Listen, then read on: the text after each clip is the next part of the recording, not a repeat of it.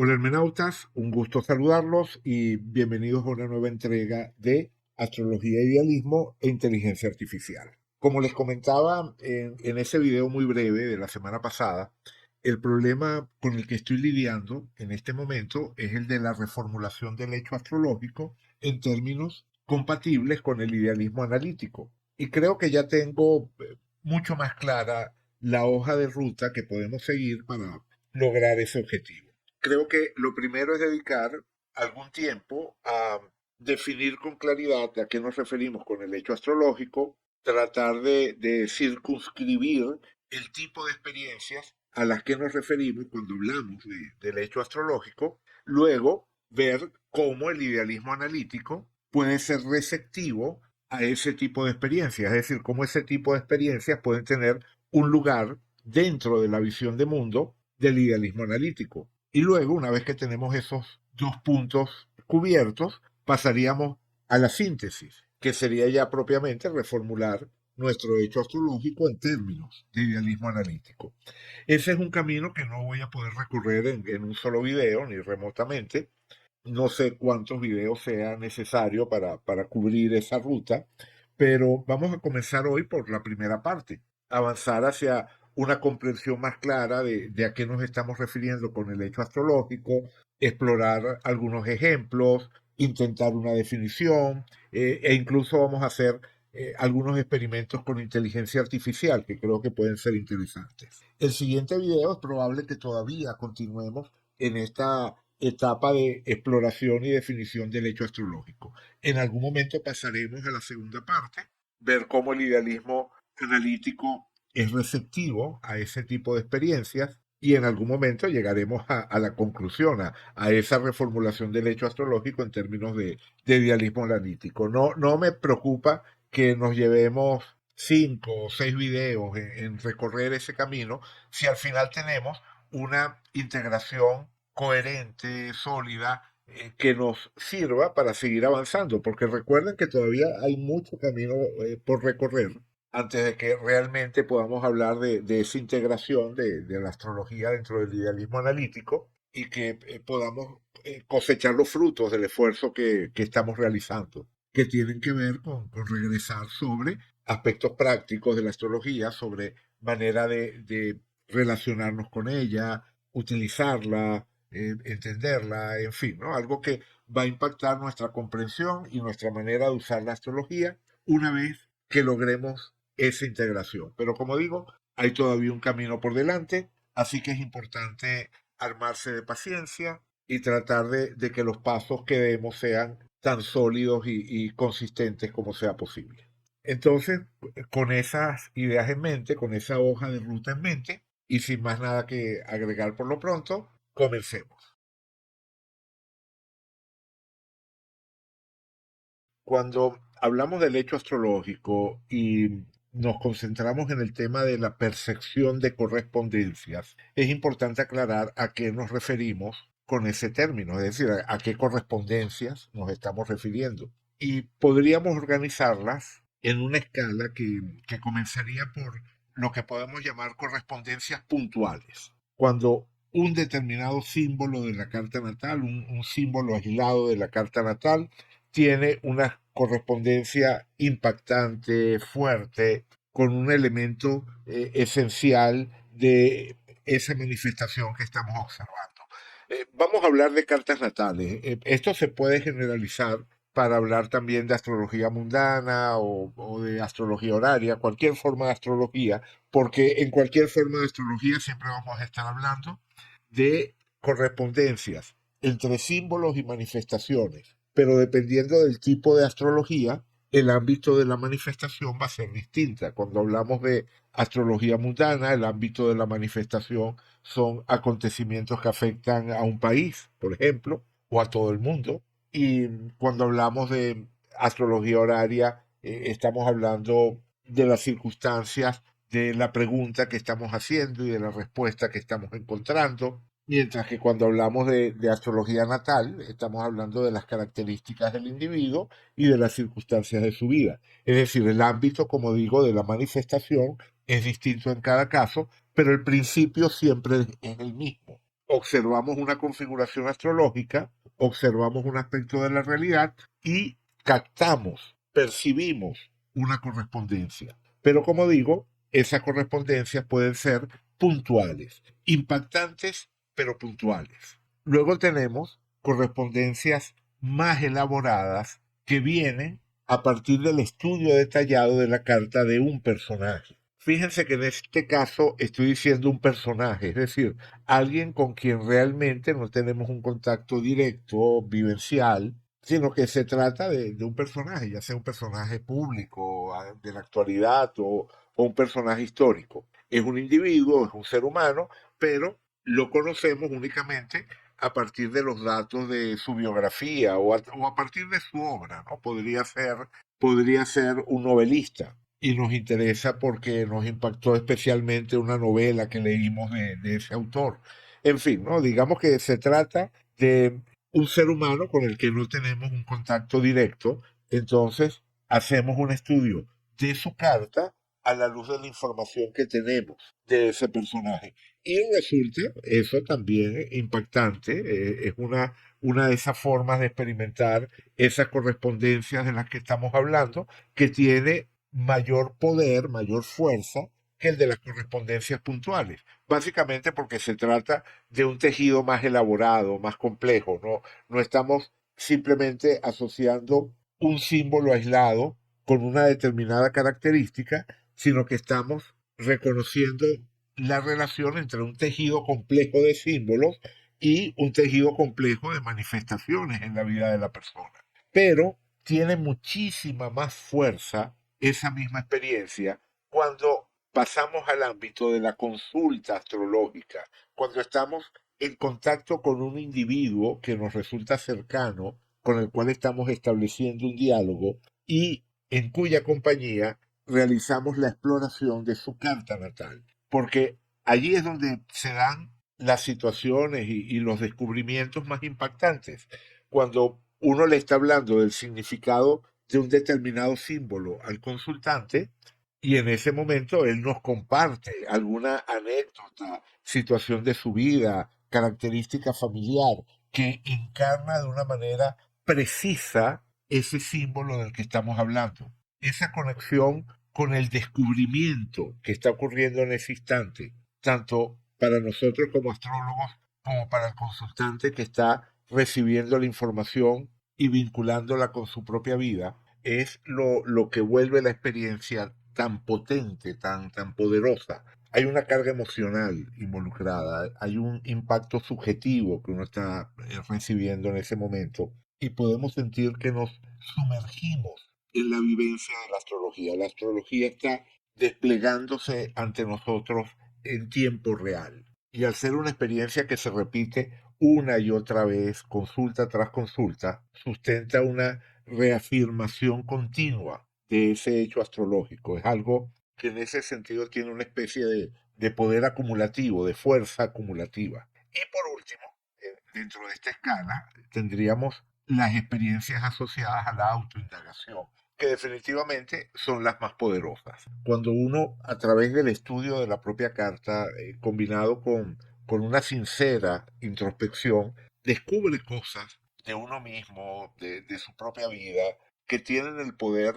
de una revelación y que pueden efectivamente marcar hitos en nuestro camino, experiencias transformadoras que se viven cuando uno usa la astrología de esa manera. Es el sentido de esta escala, ¿no? Comenzando con las experiencias puntuales que tienen impacto, como no, que son asombrosas, por así decirlo, pero que no tienen por qué comprometernos emocionalmente, hasta las experiencias que sí nos comprometen al máximo emocionalmente. Ese es el sentido de esta escala, de este gradiente, y por supuesto se aprecia más cuando uno está trabajando en el ámbito de la astrología natal, precisamente porque desembocamos en esas situaciones que nos involucran más a nivel individual. Evidentemente son las dos primeras las que resulta más fácil eh, documentar, compartir, donde podemos usar referentes comunes y donde la anécdota, la experiencia que uno tuvo, es más fácil que pueda ser captada cuando uno la comparte. Por ejemplo, en mi adolescencia estuve conectado con actividades de cineclubes y desde entonces me impactó mucho y desarrollé un vínculo personal con la obra de Luis Buñuel, que es el cineasta surrealista por excelencia. Cuando uno piensa en surrealismo dentro del cine, inmediatamente viene a la mente el nombre de Luis Buñuel. Y como digo, Luis Buñuel fue en mi juventud una figura que me resultó especialmente impactante. Entonces, años más tarde, cuando empecé con mi recorrido en la astrología, quise ver qué había en la carta natal de Luis Buñuel y me resultó impactante, me resultó en términos personales extremadamente llamativo que en su carta natal se encontrara Neptuno, que es el planeta asociado al surrealismo, al mundo de los sueños, eh, al contacto con el inconsciente o con los aspectos trascendentes de ese universo simbólico que todos llevamos dentro. Bueno, Neptuno es como nuestra puerta de entrada, nuestro contacto con esa realidad más allá de la realidad y por lo tanto es el planeta naturalmente asociado al surrealismo, pero también es un planeta que está asociado al cine, por el solo hecho de que tiene un vínculo también muy claro con todo lo que es la imagen. O sea, a Neptuno lo podemos asociar con la pintura, la música, la fotografía y también en particular con el cine. Entonces, que ese Neptuno que tiene estas dos lecturas, estos dos aspectos de vinculación con el cine y vinculación con el surrealismo, estuviese justo en el ascendente del cineasta surrealista por excelencia, bueno, a mí me resultó impactante. Es el tipo de cosas que en esos primeros tiempos de mi recorrido en la astrología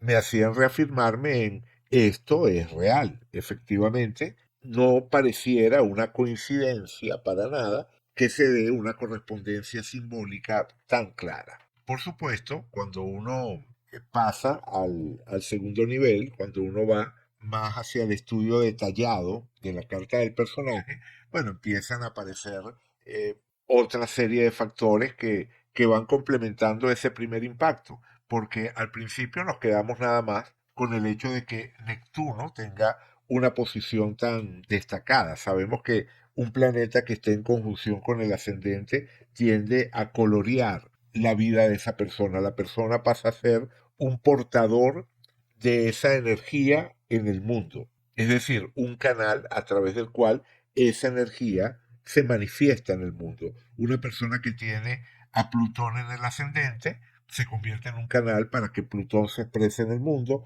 Una persona que tiene a Neptuno en el ascendente se convierte en un canal para que Neptuno se exprese en el mundo, que por supuesto también variará dependiendo de las condiciones del resto de la carta, pero más o menos por allí va la idea. Un planeta en conjunción con el ascendente tiene una altísima probabilidad de influir elementos significativos, importantes, visibles de la vida de una persona. Pero resulta que además ese Neptuno está en Géminis, que es el signo de la comunicación. Entonces, la idea de conectarse con lo neptuniano en una clave comunicativa empieza a tomar forma. Y más todavía cuando nos fijamos en que en esta carta, Mercurio, que es el regente de Géminis, se encuentra en Piscis, un signo que también tiene una afinidad con los mismos temas neptunianos que estábamos comentando antes. No es raro que Neptuno se considere que es un planeta con afinidad con Piscis. No suscribo la idea de que Neptuno sea regente moderno de Piscis, pero definitivamente reconozco la afinidad entre aspectos de Neptuno y aspectos de Piscis. Y efectivamente, que el regente de Géminis, Mercurio, se encontrara en Piscis en esta carta, está reforzando la primera lectura. Pero más todavía si vemos que ese Mercurio se encuentra en la casa 10, que es la casa de la profesión, de la imagen pública. De hecho, en la carta de Buñuel, los tres planetas modernos, los tres planetas transpersonales modernos, tienen un protagonismo importante. Neptuno porque está justo sobre el ascendente, Plutón porque se encuentra muy cerca. No de hecho, podemos hablar de una conjunción si concedemos un orbe amplio. En este caso, el orbe tendría que ser de 10 grados. Plutón está, como podemos ver aquí, en el grado 14 y el ascendente está en el grado 24. Entonces, si concedemos un orbe de 10 grados, que es amplio, pero se podría aceptar, bueno, podemos decir que Plutón también está en conjunción con el ascendente. Pero en cualquier caso es, después de Neptuno, el planeta más cercano al ascendente y está en el mismo signo que el ascendente. Entonces, definitivamente este Plutón ya tendería a vincularse con el ascendente, pero supongamos que no. Supongamos que no aceptamos esa conjunción de Plutón al ascendente, es decir, que digamos que 10 grados es demasiado para poder hablar de que Plutón está también coloreando su ascendente. Bueno, resulta que Plutón le hace cuadratura a Mercurio, una cuadratura que en este caso sí es bastante exacta, porque Mercurio está en el grado 13. Así que estamos hablando de una cuadratura que tiene un grado de orbe, menos de un grado creo. Y luego resulta que Urano también le hace cuadratura a ese mismo Mercurio. Las cuadraturas ambas son muy estrechas. Mercurio está en el grado 1356, casi el grado 14. Plutón está en el 1442 y Urano está en el 1214. Es decir, en ese momento Mercurio se estaba separando de la cuadratura a Urano y acercándose a la cuadratura Plutón. Es un aspecto que está marcando fuertemente ese Mercurio de Luis Buñuel, que ya vimos, es el regente de su ascendente.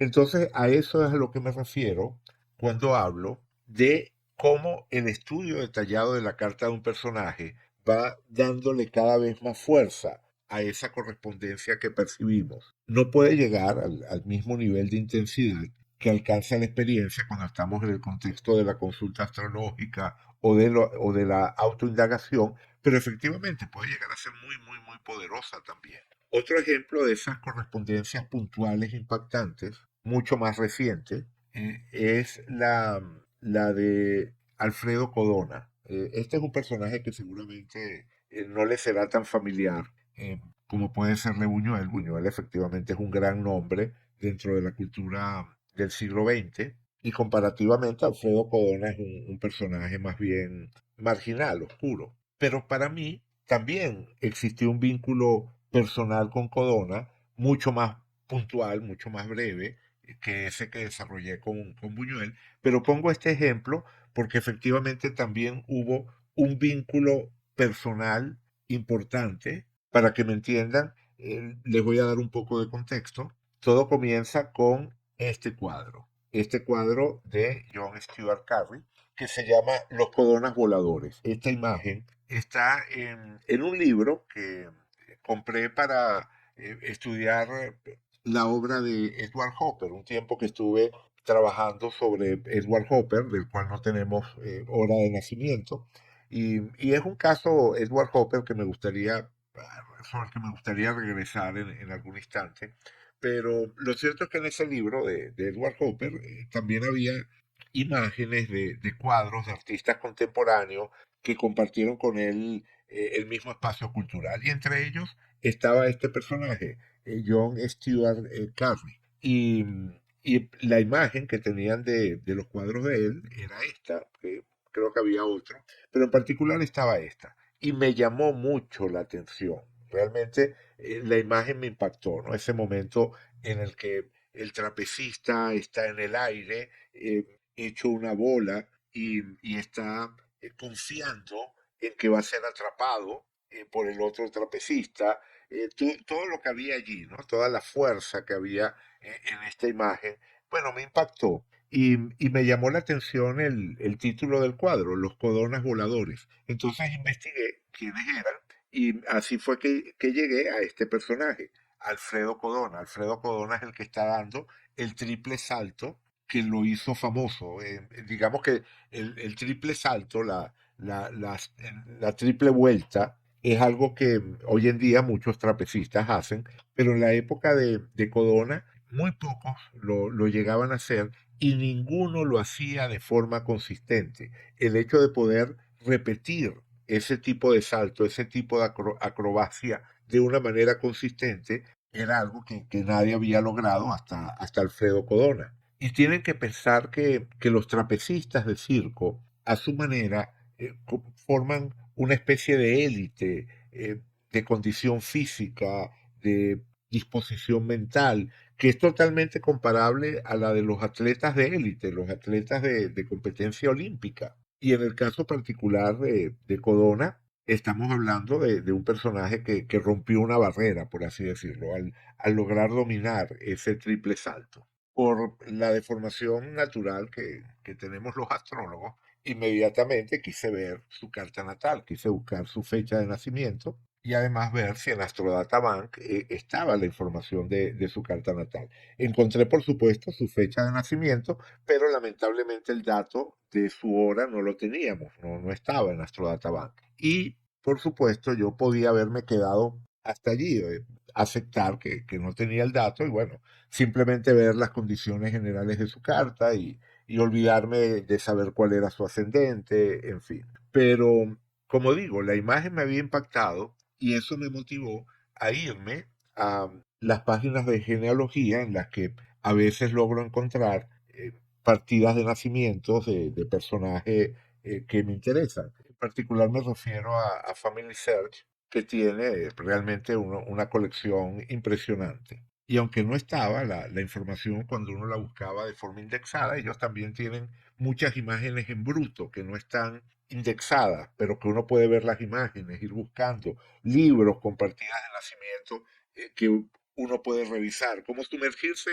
en los archivos de un registro civil. Y es un trabajo laborioso y muchas veces no se consigue nada, muchas veces es un trabajo infructuoso.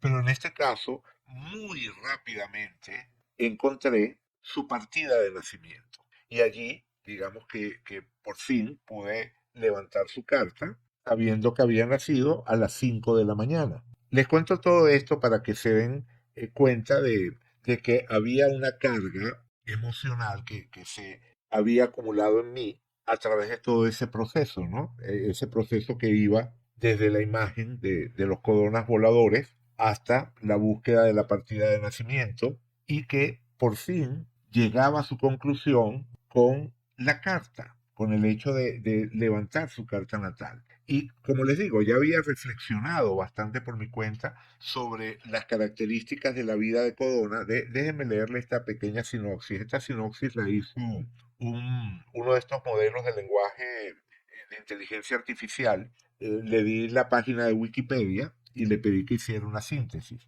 Y la síntesis es esta. Este personaje fue un artista del trapecio, miembro de una famosa familia circense y el primero en realizar el triple salto mortal de manera continua. Lo interesante es eso, ¿no? Que había personas que habían logrado hacer antes el triple salto mortal, pero él lo hacía siempre. O sea, las otras personas que hacían el triple salto mortal a veces le funcionaba y a veces no, a veces lo lograban y a veces no.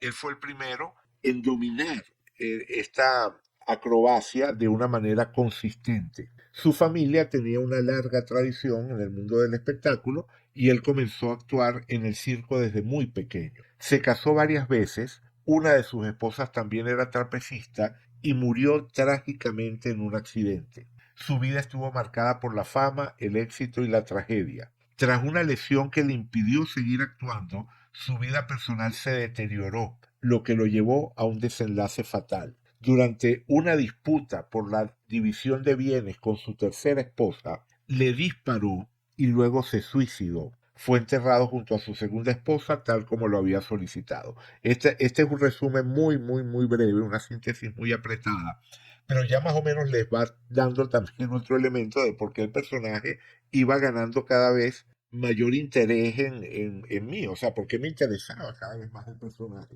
Se trataba de un personaje que no solamente me impactaba a partir de la imagen de esa pintura, sino que al estudiar al personaje, al leer su biografía, me doy cuenta de que se trata de un individuo con una vida extremadamente intensa, particular, trágica, termina suicidándose justo luego de matar a esa tercera esposa. Bueno, él muere en el instante, la esposa murió creo que 1 o 2 días después, ¿no?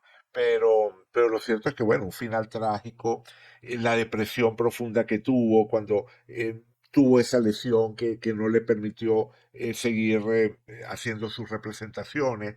Como les digo, fue un trabajo de investigación muy intenso durante el cual no solamente encontré su partida de nacimiento, también la de los hermanos, bueno, por lo menos uno de los hermanos, en fin, ¿no? Digamos que me metí en los registros muy fuertemente y además de eso, además de todos los datos biográficos, fechas importantes que pude encontrar relacionadas con momentos en los que emigra de un lugar a otro, en fin, ¿no?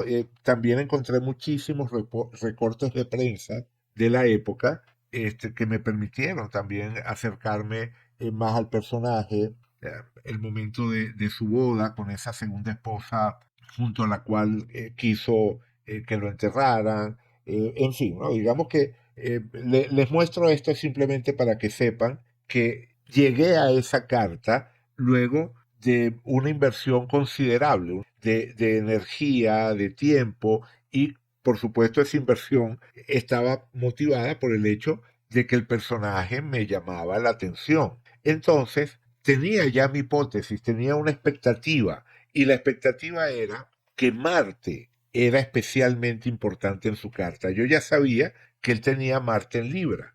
Bueno, de hecho, ya sabía que era de signo Libra, sabía que tenía, como podemos ver acá, mucha energía en Libra, el Sol, Mercurio, Marte, Saturno, es decir, 4 de los 7 planetas tradicionales estaban en Libra. Y de hecho tenía una dosis de aire considerable en su carta, porque tendríamos que agregar también la presencia de Júpiter en signos de aire, es decir, Júpiter se encontraba en Géminis en el momento de su nacimiento. Así que de los 7 planetas tradicionales, 5 se encontraban en aire. Y teníamos además la Luna en Virgo y Venus en Escorpio. Un planeta en agua y un planeta, perdón, un planeta en agua, Venus en Escorpio, y un planeta en tierra, la Luna en Virgo. Y por supuesto que este tema de la acrobacia aérea, donde hay un elemento estético muy fuerte, resonaba con esa presencia tan grande de Libra. Pero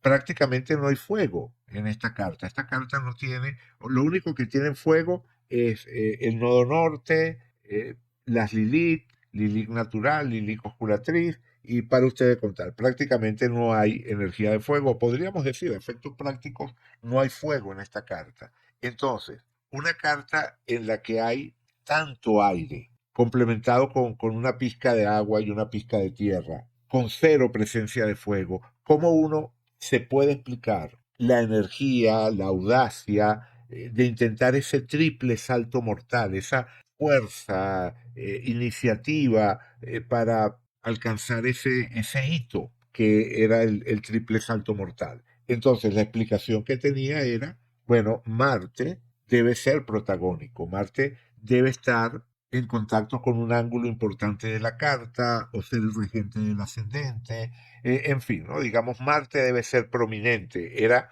una intuición que tenía antes de llegar a esta carta, porque por supuesto, mientras estaba haciendo toda esa búsqueda que les comparto, estaba reflexionando sobre la información que tenía. Lo único que tenía era la fecha de nacimiento, las posiciones de los planetas, entonces necesariamente uno termina especulando sobre cuál pudiera ser la forma en la que terminaran de encajar las piezas. Entonces, imagínense el impacto cuando voy a su carta, cuando por fin encuentro su carta, y resulta que Marte estaba en conjunción con el ascendente. Exactamente lo que esperaba, la expectativa que tenía, se veía perfectamente reflejada por esa posición de Marte. Y además todo terminaba de tener sentido. El protagonismo de Codona, Codona era un personaje muy, muy protagónico, bueno, con ese sol allí en la casa uno, pero efectivamente una persona extremadamente disciplinada, y ahí lo vemos con Saturno justo en conjunción con ese sol. En fin, ¿no? Ya empezamos a entrar, igual que en el caso de Buñuel, empezamos a entrar en ese segundo nivel, ¿verdad? El nivel del estudio detallado, donde la red compleja de símbolos se va correspondiendo a la red compleja de manifestaciones en la vida de la persona. Pero tanto en el caso de Buñuel como en el caso de Codona, el primer nivel fue ese de la correspondencia puntual, la correspondencia instantánea, y eso ya por supuesto es un primer nivel de contacto con ese hecho astrológico que es totalmente válido. De hecho, la sola observación de un número suficiente de estas correspondencias puntuales, yo creo que también puede sustentar nuestra confianza en la validez de la astrología, porque cuando uno combina vidas especialmente destacadas de formas especialmente singulares, no me refiero a cualquier personaje famoso, sino personajes famosos con características propias, idiosincráticas, muy marcadas, de los cuales además tenemos hora de nacimiento. Bueno, con esas condiciones, normalmente o con muchísima frecuencia, está creada la situación para experimentar el impacto de esas correspondencias puntuales, porque con mucha frecuencia eso que hace único y destacado a un individuo salta a la vista apenas uno le da una mirada a la carta, y eso es notable. Esa es, sin duda alguna, una experiencia que corresponde a nuestra definición del hecho astrológico. Fíjense que he estado enfatizando el tema de estar uno involucrado emocionalmente en la observación, donde realmente uno está poniendo una porción de vida propia en esa observación. Para mí esto es fundamental. No se trata solo de una correspondencia mecánica entre símbolo y manifestación, sino de esa percepción subjetiva que tiene una carga a nivel personal, donde uno siente el impacto, donde uno reconoce la realidad de lo que está observando. No es algo que estamos atribuyendo casualmente, es algo que se nos está revelando, o sea, estamos ante la revelación de una conexión entre nuestras vidas humanas y el universo que habitamos. A eso me refiero. Y por supuesto, es importante también esto de hablar del observador astrológico como una categoría. O sea, esto no es algo que solo yo observo, es algo que puede observar cualquier persona que maneje el lenguaje astrológico, que haya internalizado el lenguaje astrológico y que esté familiarizado con esa manifestación que estoy observando, en este caso con la biografía del personaje del cual estoy haciendo la observación. Porque esa corroboración por parte de otros observadores astrológicos es lo que nos termina de convencer de que no estamos cayendo en un autoengaño, de que no estamos proyectando algo o haciendo calzar forzosamente una pieza con otra, sino que la conexión es natural, la conexión se da de una forma natural, estamos reconociendo algo que efectivamente está allí afuera de nosotros. En ese sentido, y por lo menos al nivel de lo que estamos llamando correspondencias puntuales, los modelos de lenguaje de la inteligencia artificial han abierto una vía distinta para corroborar el hecho de que nuestra percepción no es un invento, no es algo arbitrario, no es que estamos viendo lo que queremos ver, sino que efectivamente existe esa correspondencia entre el simbolismo astrológico y la porción de realidad que estamos observando. Déjenme mostrarles. Vamos a regresar al ejemplo de Luis Buñuel y vamos a ver esta pequeña síntesis que preparó uno de esos modelos de lenguaje. Eh, Fíjense que lo interesante de la síntesis es que no se sabe que es Buñuel, no hay una referencia directa al personaje, sino que se describe al personaje sin revelar exactamente quién es. Por supuesto, uno podría adivinar que se está hablando de Buñuel, pero quiero que revisen primero esta síntesis. Creador cinematográfico con una visión muy particular. Su obra se caracteriza por una fuerte carga de surrealismo, explorando lo onírico y lo irracional. A menudo sus películas presentan una crítica mordaz a las convenciones sociales, la religión y la burguesía. Su estilo es provocador y transgresor, utilizando imágenes impactantes y simbolismo para desafiar al espectador. Su trabajo se distingue por la mezcla de humor negro, erotismo y una profunda exploración de la psique humana. A lo largo de su carrera, colaboró con figuras destacadas del mundo del arte y el cine, dejando una huella indeleble en la historia del séptimo arte. Por supuesto, cualquiera que conozca a Buñuel y lea esa síntesis sabría que se está refiriendo a Buñuel, y si uno le da esa síntesis a un modelo de lenguaje y le pide que adivine el personaje, seguramente adivinará que se trata de Buñuel.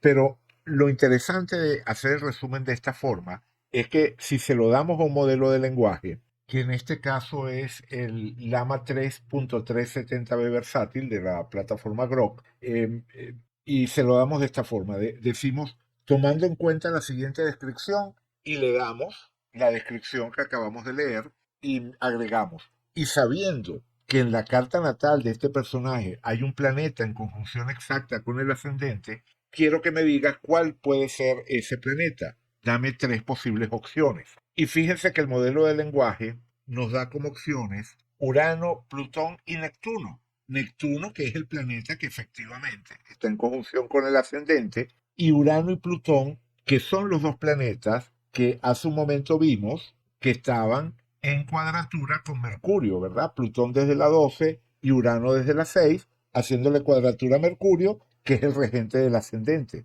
que sabemos que es una forma totalmente válida de conectar un planeta con el ascendente. No es una conjunción, pero igual influye de forma directa en la manera en la que se expresa el ascendente. Entonces, las tres opciones que nos dio son coherentes con la carta natal del personaje. Le dimos una síntesis biográfica donde ni siquiera le decíamos que era Buñuel y obtuvimos una respuesta consistente con el simbolismo astrológico y con nuestra observación, con lo que pudimos ver en la carta que efectivamente nos impactó. Por supuesto, el nivel actual de estos modelos nos condenan a estar en ese primer nivel de las correspondencias puntuales. Difícilmente uno de estos modelos de lenguaje sería capaz de pasar al siguiente nivel del estudio detallado de la carta natal de un personaje, mucho menos una consulta astrológica. Pero si nos quedamos allí en el nivel de las correspondencias puntuales, efectivamente, como decía hace un momento, se nos abre otra vía para corroborar que nuestra observación no es arbitraria, que efectivamente estamos viendo algo que está allí afuera. La forma tradicional en la que podemos confirmar eso es compartiendo nuestras observaciones con otros observadores astrológicos. Pero como digo, en este momento la tecnología nos permite apoyarnos en esta opción de los modelos de lenguaje. Si repetimos la misma prueba con otro modelo, en este caso GPT-4o de OpenAI, fíjense que obtenemos el mismo resultado, en un orden distinto, pero el mismo resultado. Urano, Neptuno y Plutón. Fíjense qué pasa si hacemos este mismo experimento con Alfredo Codona. Le damos la descripción, le preguntamos cuál es el planeta que puede estar en conjunción con su ascendente, le pedimos que nos dé tres opciones y la primera opción que nos dice, que nos da es Marte. La segunda que nos da en este caso es Urano, no, que no sería tan evidente, no es que tenga Urano un protagonismo tan claro en la carta, pero fíjense que es el planeta más cercano a Venus, que es el regente del ascendente, está en un sextil amplio con la Luna y en un sextil un semisextil un poquito menos amplio con el Sol. Es decir, Urano es protagónico. Urano efectivamente forma parte de este conjunto de planetas que encontramos a partir del ascendente. Una de las cosas notables de Codona es que a partir del ascendente encontramos una seguidilla de planetas, Marte, Saturno, Sol, Mercurio, Urano y Venus, es decir, 6 planetas en un segmento muy pequeño de su carta, de menos de 60 grados. Y Urano, bueno, Urano es uno de esos planetas. Y el tercer planeta que nos sugiere es Plutón, y en ese caso sí podemos ver que Plutón, en conjunción con Neptuno, se encontraba en trígono con su Sol. O sea, el Sol se encuentra en conjunción con Saturno y en trígono con Plutón y con Neptuno. Así que con respecto a Marte y con respecto a Plutón, la respuesta es evidentemente consistente con el simbolismo, y en el caso de Urano no es que sea inconsistente, está menos protagónico, menos evidente, pero efectivamente es uno de los planetas que uno podría asociar con la forma en la que se expresaba la energía de Alfredo Codona en el mundo. Si nos pasamos a otro modelo de lenguaje, fíjense que ahora obtenemos como respuesta Marte, Plutón y Saturno. Marte aparece en ambos casos, Plutón aparece en ambos casos, y ahora en lugar de apuntar hacia Urano, el modelo está apuntando hacia Saturno, este otro modelo, que como vimos está en conjunción con el Sol. Así que la respuesta de un Saturno protagónico es más consistente que la del Urano protagónico.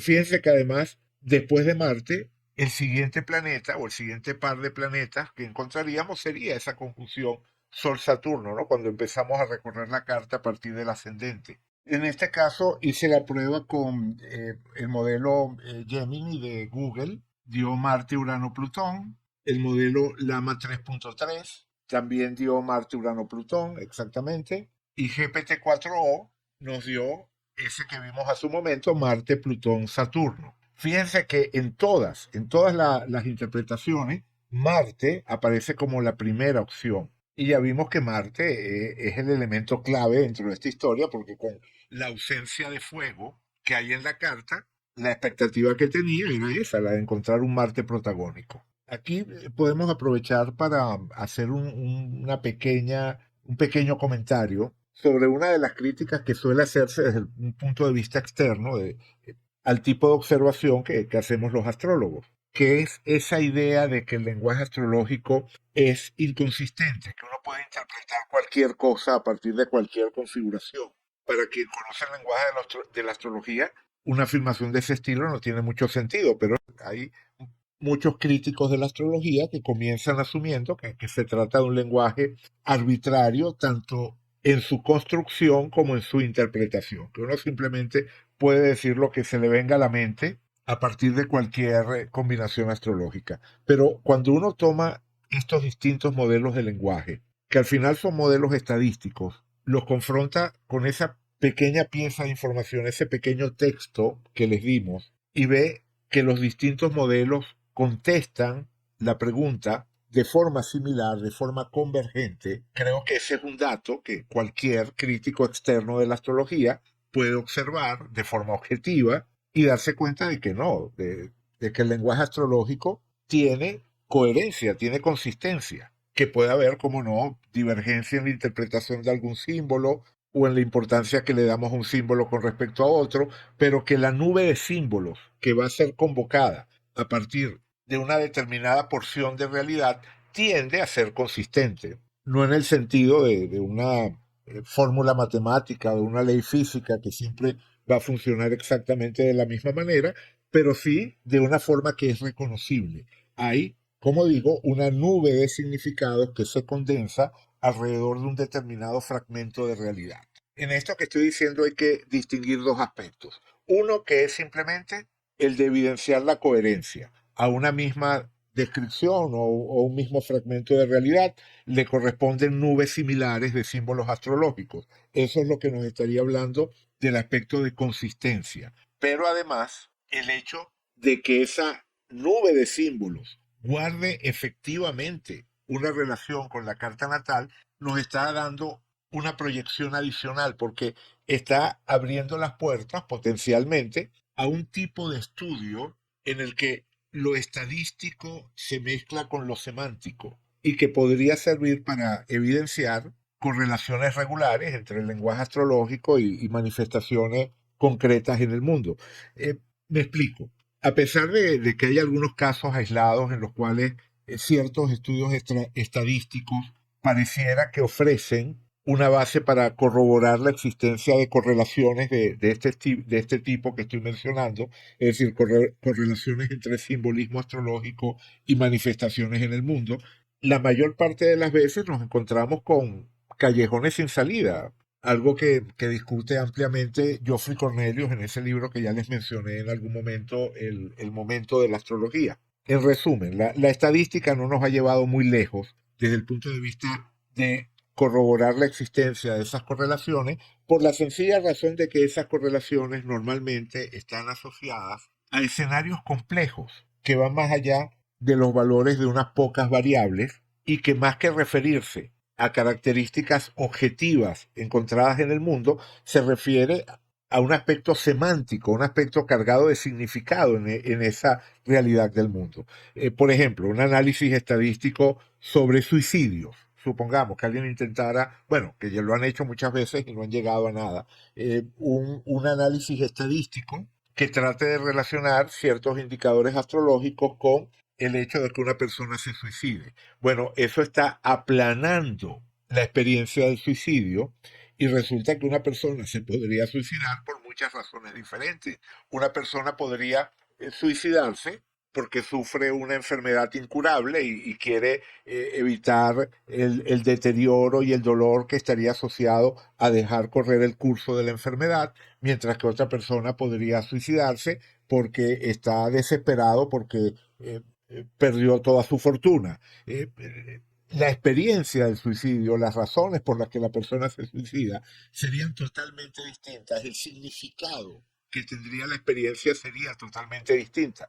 En un ejemplo menos extremo, piensen ustedes en el hecho de un divorcio. No es lo mismo un divorcio en el que la persona sale sintiendo alivio, algo así como que menos mal que por fin salí de ese matrimonio, a un divorcio en el que la persona sale destrozada, sintiendo que ese divorcio representa un fracaso en su vida, o un divorcio en el cual las dos personas se enfrentan agriamente a otro en el cual la separación se resuelve de una manera amistosa. Cuando uno hace un análisis estadístico y la variable que toma en cuenta es si la persona se divorció o no, está aplanando un conjunto de experiencias que tienen significados muy distintos. Y cuando estamos hablando de astrología, estamos hablando de significados, estamos hablando de ese aspecto semántico de la realidad. Entonces, por eso, los análisis estadísticos con los métodos tradicionales son tan pobres en sus resultados. Sin embargo, cuando uno introduce este tipo de experimentos que les estoy compartiendo con modelos de inteligencia artificial, uno está de alguna forma reintroduciendo el factor de significado dentro del estudio. Entonces, claro, plantearse un estudio estadístico siguiendo los lineamientos que acabamos de esbozar no es fácil porque requiere, primero, que tengamos horas de nacimiento confiables, segundo, que la persona, suponiendo que estamos buscando relaciones entre posiciones astrológicas y vidas de personajes, ¿no? Entonces, que la persona sea fuera de lo común, que haya algo que distinga a la persona y que además esté muy marcado.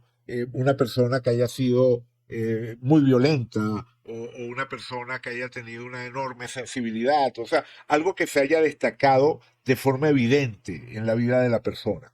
Entonces tenemos, primero, datos confiables, segundo, rasgos destacables dentro de la persona, y tercero, por supuesto, que eso esté bien documentado. Es decir, tenemos que tener casos bien documentados donde hay rasgos muy bien definidos y horas de nacimiento confiables. Entonces no se trata solamente de agarrar datos provenientes del registro civil o tomar simplemente la información que aparece en AstroDataBank. Para hacer un análisis estadístico siguiendo este criterio, habría que hacer un esfuerzo primero para organizar los datos sobre los cuales se aplicaría este tipo de técnicas. Pero mientras tanto uno puede hacer experimentos de este estilo. La diferencia es el volumen, porque yo puedo hacer 10, 20, 30 de estos experimentos y eso puede ser súper interesante a nivel personal o para compartir con un grupo de estudiantes, pero no tiene validez estadística. Para poder hablar de validez estadística tenemos que tener grandes grupos de cartas en el orden de los miles, por ejemplo, ¿no? Para que tenga realmente algún peso. Pero en todo caso es interesante, ¿no?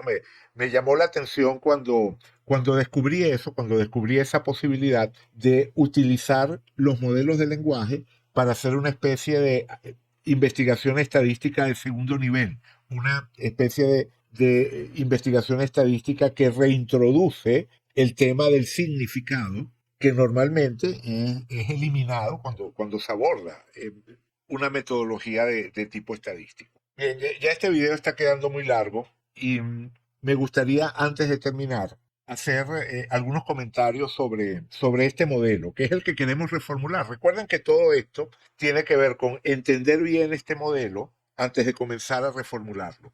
Y una de las cosas de este modelo que obliga a que lo tengamos que reformular es que cuando se busca entender al observador astrológico y cuando se buscan entender las vidas humanas con las cuales se establece una correlación entre manifestación en el mundo y simbolismo astrológico, en este esquema se utiliza esa tradicional división en cuerpo, alma y espíritu, que en este caso está reformulada en términos de eh, interacción cuerpo-mundo o experiencia, para lo que normalmente se llama cuerpo, personalidad o psique. La personalidad sería la manifestación externa de la psique para ese nivel que normalmente se conoce como alma, y conciencia para el nivel que normalmente recibe el nombre de espíritu. Pero cambiando los nombres sigue siendo lo mismo. Todo ser humano es capaz de llevar su atención hacia sí mismo y fenomenológicamente, observándose a sí mismo, darse cuenta de la existencia de esos tres aspectos. La existencia de estas experiencias que podemos describir como experiencias en el mundo, físicas, relacionadas con tener un cuerpo físico en un mundo físico, esas experiencias internas como pensamientos, emociones, imágenes que se organizan de forma consistente dentro de nosotros, y la conciencia que se da cuenta de todo lo demás. Porque al final las experiencias en el mundo, o lo que entendemos como experiencias en el mundo, y las experiencias internas no son otra cosa que contenidos de la conciencia. La conciencia experimenta esas vivencias internas y esas experiencias en el mundo. Bien, al representar esas tres categorías bajo la forma de esta pirámide, se está asumiendo implícitamente o bien una lectura materialista o bien una lectura dualista, porque dentro de este esquema la conciencia podría estar emergiendo del mundo material o podría estar descendiendo de una dimensión inmaterial. Es decir, sería una lectura materialista de carácter emergente, es decir, el materialismo emergentista es el que dice que la conciencia emerge como producto de la complejificación de la materia y del proceso de evolución. Es decir, la materia da origen a la vida a los seres humanos, dentro de los seres humanos el cerebro adquiere un nivel de complejidad muy grande y entonces surge la conciencia. Esa sería la visión materialista o fisicalista. Una de las tantas, ¿no? Sería la que cuadraría con este esquema. O la otra posibilidad sería pensar que la conciencia es algo extra que desciende y se encarna dentro de esa dinámica de cuerpo y alma, completando la pirámide. Entonces estaríamos cayendo en una ontología de tipo dualista. Y la razón de que esto sea así es que cuando yo hice este esquema, hace ya unos 11 años, yo no conocía el idealismo y traté de hacer una descripción que fuese consona con las opciones que conocía. Y las opciones que conocía era el materialismo, por supuesto el materialismo de tipo emergentista, porque un materialismo reductivo no nos serviría para explicar este tipo de experiencia, porque para el materialismo reductivo, o peor aún, para el materialismo eliminativista, buena parte de lo que hay aquí es una ilusión. Pero nosotros sabemos, como digo, por introspección, por experiencia propia, que uno puede distinguir esos tres aspectos. O sea, como categorías de autoobservación, esto definitivamente es real. Uno puede distinguir conciencia de los contenidos de la conciencia, y dentro de los contenidos de la conciencia puede distinguir los internos de los externos. Pero el problema aquí surge en la organización piramidal, en esto de tener una base y un tope, porque esto está sugiriendo, como digo, o bien algo que se genera desde la base en términos de materialismo emergentista, o desciende desde lo alto en términos de una ontología dualista. Y ya está claro que al día de hoy no comulgo con ninguna de esas dos versiones. Al día de hoy estoy absolutamente convencido de que lo más coherente para un astrólogo es abrazar una ontología idealista. Entonces, esa es una de las razones por la que este esquema tiene que ser reformulado. Tenemos que encontrar otra manera de representar el hecho astrológico distinta a esta que tenemos acá. Y como ya sabemos, hacia eso nos estamos moviendo. Pero por lo pronto vamos a dejarlo hasta acá y vamos a cerrar con una definición que creo que hasta ahora no hemos enunciado, una definición formal del hecho astrológico. Creo que esta nos puede servir por lo pronto. Y entonces el hecho astrológico sería la percepción subjetiva y consciente por parte de un observador que ha internalizado el lenguaje de la astrología y tiene la disposición de hacer una lectura simbólica de la realidad, de la correspondencia continua entre configuraciones astrológicas y manifestaciones concretas en nuestras vidas. En esta definición no estoy incluyendo la carga de compromiso emocional de la que hablé hace un rato, porque ese compromiso emocional sirve es para intensificar la experiencia del hecho astrológico. Cuando estamos emocionalmente comprometidos es cuando la experiencia de ese hecho astrológico nos llega con más fuerza. Pero es cierto que uno puede observar estas correspondencias sin que esa carga emocional sea especialmente grande. Igual puede ser que reformule, que cambie esta definición, pero por lo pronto lo que queremos es, conservando una definición de este estilo, reencuadrarla dentro de la visión del idealismo analítico. Y hacia eso nos seguiremos moviendo. Por lo pronto, lo dejo hasta acá por hoy. Muchas gracias a quienes han llegado hasta el final de este video. Si les gustó el material, les agradecería que dejaran un me gusta. Si no se han suscrito al canal, les pediría que se suscriban. Y será entonces hasta nuestro próximo encuentro. Saludos y todo lo mejor.